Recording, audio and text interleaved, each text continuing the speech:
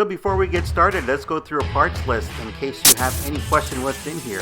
We have a sound kit from Light My Bricks with everything you see in the picture. Speaker, SD card, USB cable, soundboard, IR remote, and the sensor. This is a close-up of that sensor at the top right with the board. It must be externally visible for it to function correctly.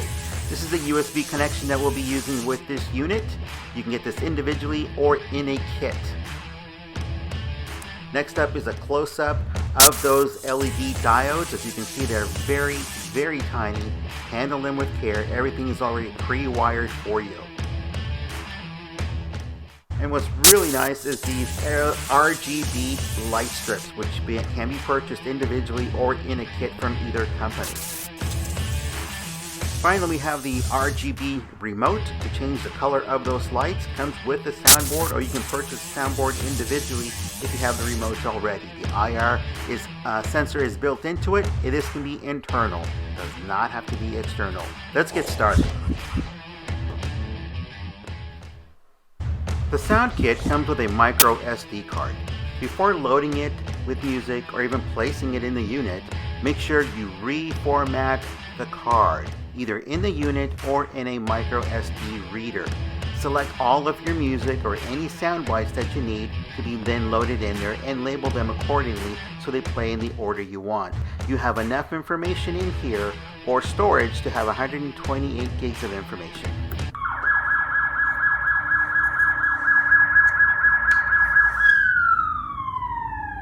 It's working. Then we go here, and from here we plug in our lights. Let's get started.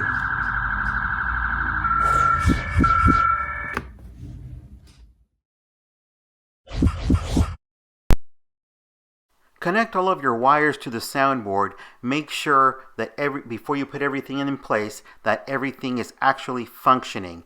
Make sure your wires are secure. Make sure your power wire is secure. The IR recepting wire, and of course the speaker. And make sure that before you even put this into place, you reformat your card and select all of your sound or any WAV files, any MP3s you want in the unit. Make sure you label them in your software accordingly so that it can be in order as you want them played. Before you do anything else, make sure that is secured first. So I've put the unit together and left the sound playing to find out how much volume I need to turn up once it's fully closed. And surprisingly enough, this small 2-watt speaker gets pretty loud because I am in a small room. So it does a good job for the amount or the size that it is for this unit.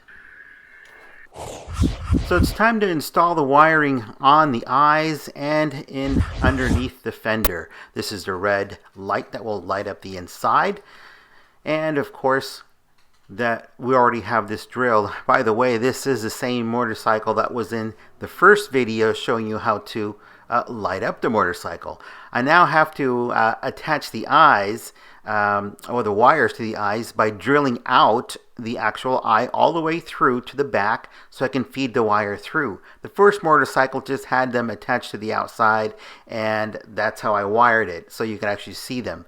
But as you can see here, the drill bit must go all the way through on both eyes so that I can feed the wires all the way to the back and then feed them into the inside of the motorcycle so that are not visible except just the diode that is for the eye itself. So let's get started with that.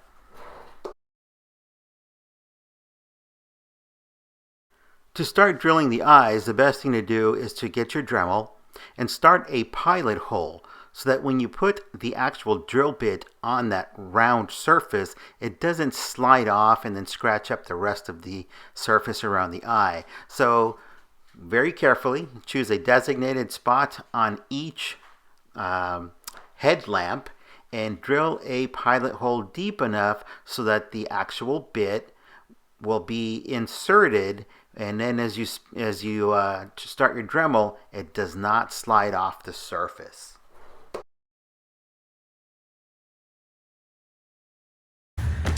So here it is. drill it out all the way through. See that? So now, same thing on this side.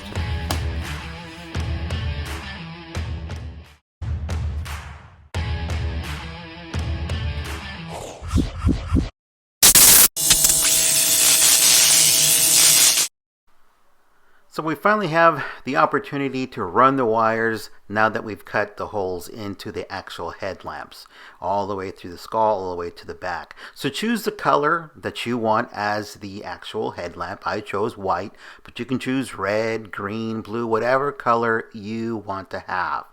So you're going to have to feed them all the way through, and as you feed them through, you want to leave some slack on the front because you're going to be gluing those in, and as you slide the wire or pull the wire back through, you want it to take a portion of that glue and just set down properly, just like that. Do that for both sides, and as soon as you have that in there, you want to hot glue the back where it's perforated so that it does not continue sliding back through or the opposite direction.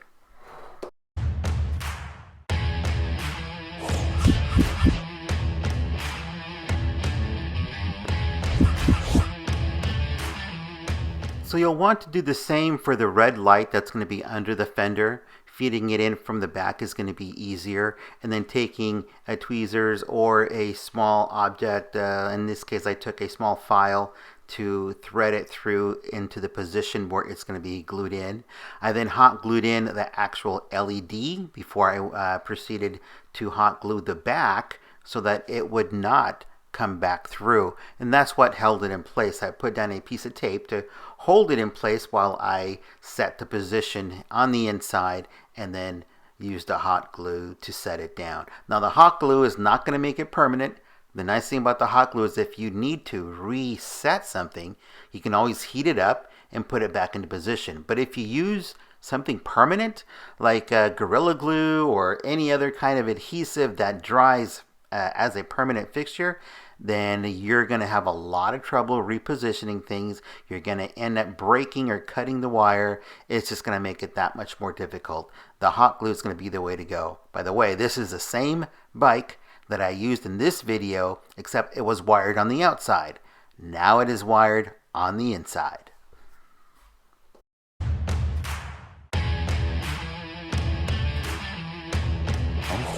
All of our wires are pretty much hidden.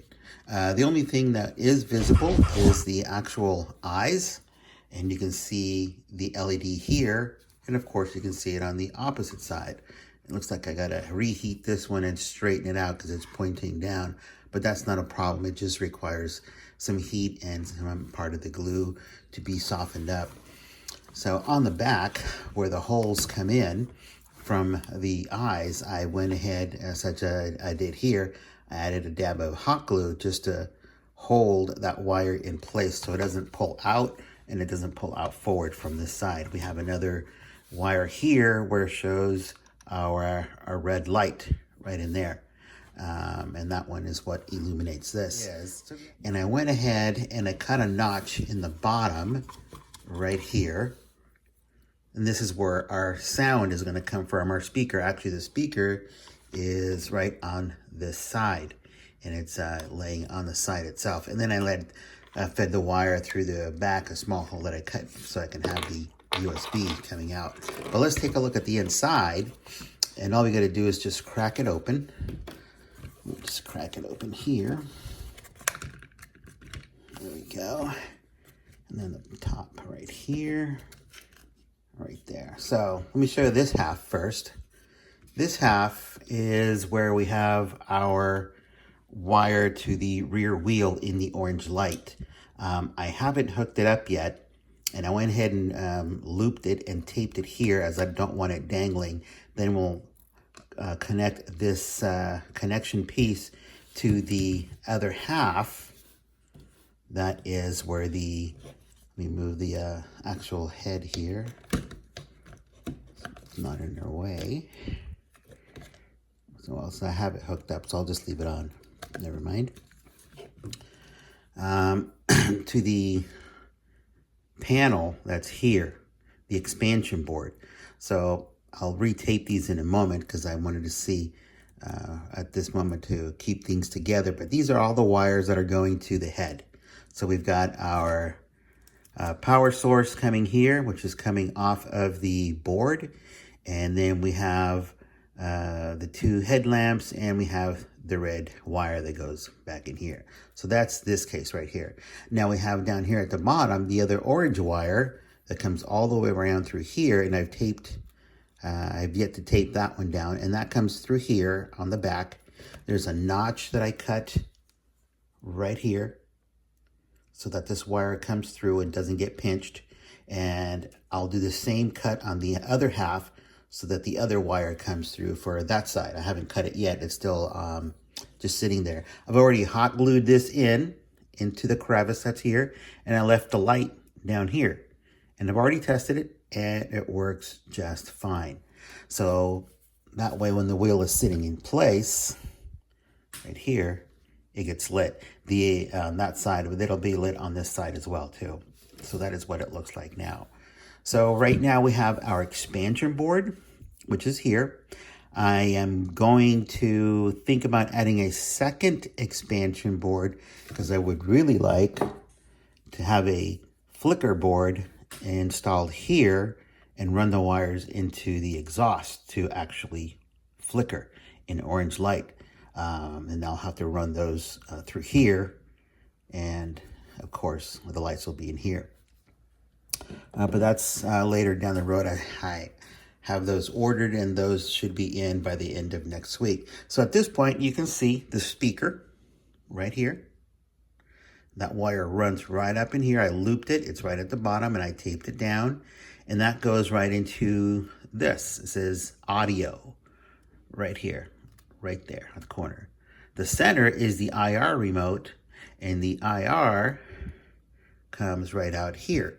I still have to find a spot for this one, and unfortunately this one requires to be external because it needs to be seen by the transmitter.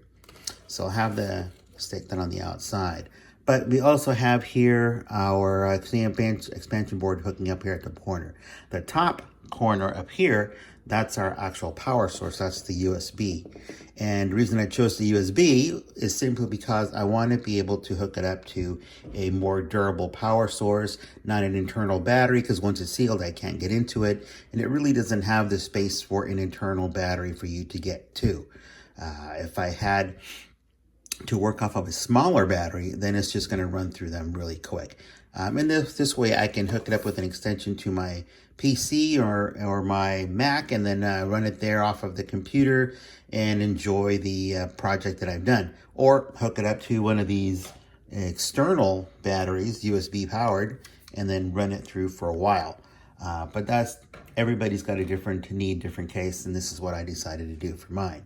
So once I put in the other expansion board, then what I'm thinking of doing is expanding it to one of these expansion boards. This one here. I'll just show it through here.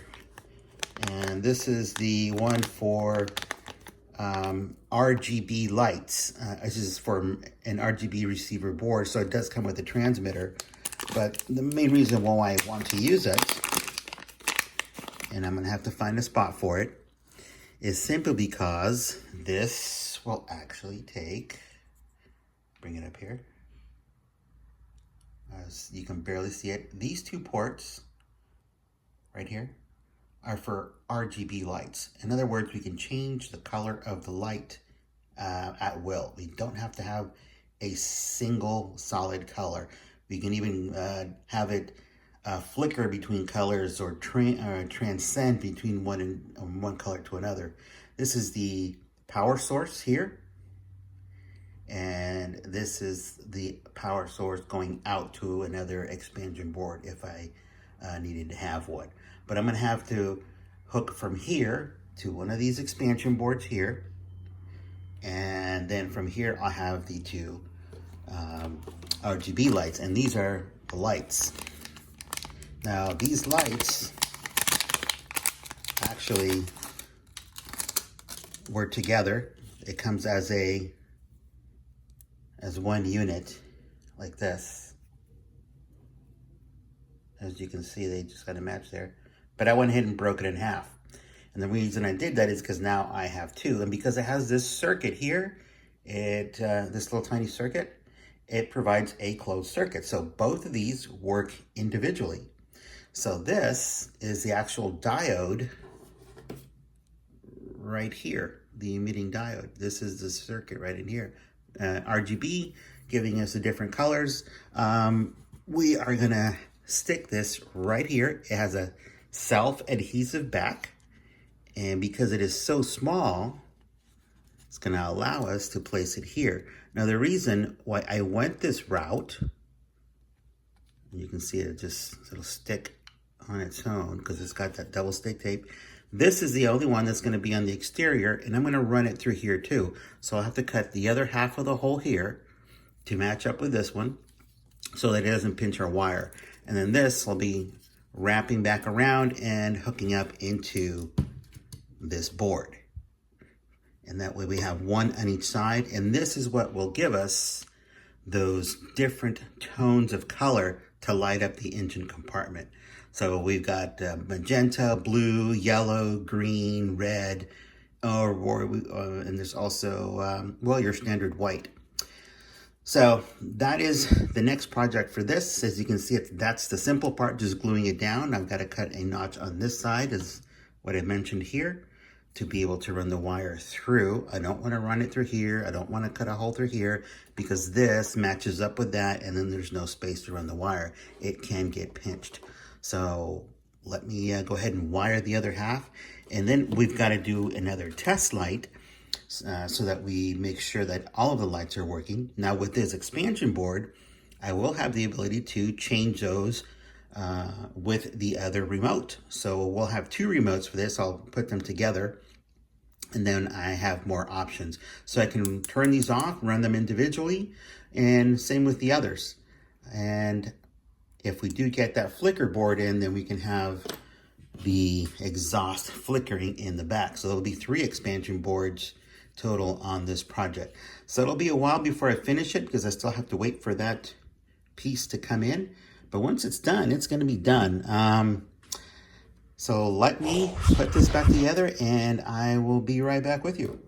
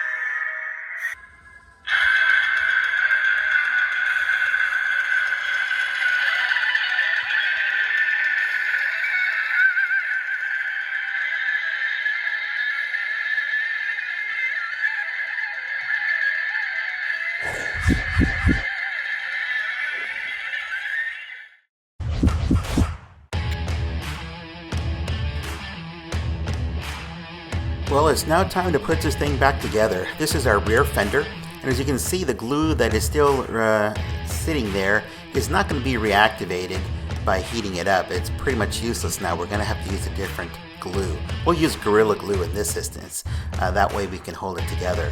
On the rear end here, we're going to inset the red taillight, and we're going to put that in with hot glue.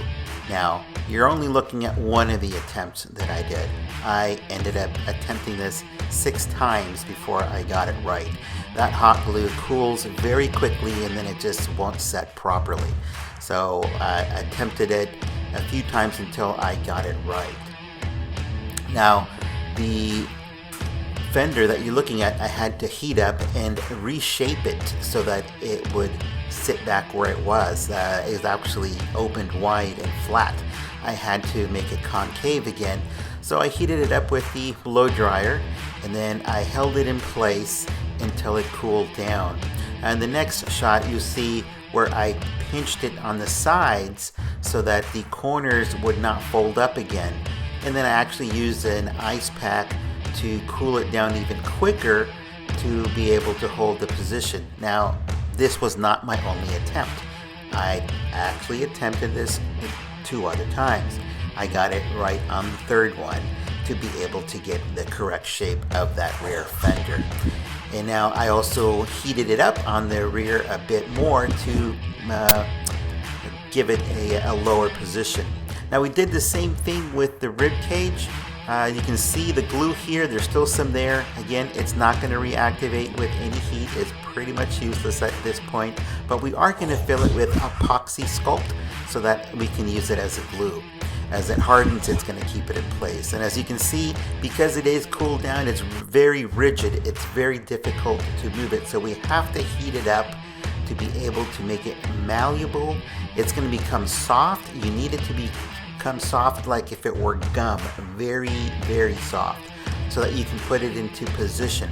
Now once you place it into position with that epoxy sculpt that you have underneath, you're going to place it on that ridge that you see on the top of the tank. On the rear fender where the seat is, I applied glue at the corners to hold them in place, and that was the Gorilla Glue, and that was just a drop, just enough to hold those corners. You don't need a whole lot. It actually holds very well. Then you need some in the center underneath the seat.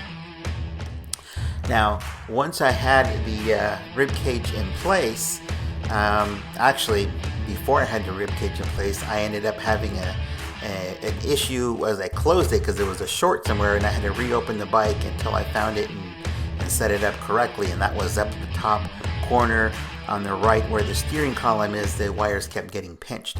So now I'm heating up the rib cage once more to make it nice and soft, and where we have a problem is on the corners, the edges, the very ends. They tend to take a different shape. They tend to warp as it cools down. So the thing to do is to tie it down with some wire on both ends as you set it into place. And as you set it into place, you twist those wires until you have just the right amount of tension so that you can leave it there either a few hours, or if you want, you can leave it overnight. Then you can come back and cut those wires and it will be held in place. And this is what I ended up doing to be able to put this thing back together. As you can see, I'm still working on that rib cage, and this took maybe 5 minutes of heating it up properly to be able to make it more malleable. You can see it becomes soft as you heat it up even more. Just got to be careful with the hair dryer that you don't hold it too much in one spot because it will burn your skin. So it's just one of those things to be cautious of.